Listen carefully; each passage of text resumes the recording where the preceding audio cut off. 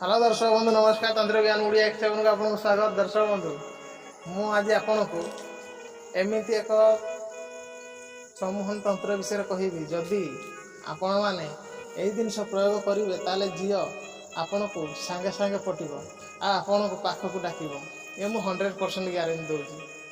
से सम्मोहन तंत्र क्रियाटी कौन दर्शक बंधु देखिए आपण कौन शनिवार कि मंगलवार दिन पेचा ददी आपन को मिल जाए ताहले आपण पेचार चक्षु दरकार।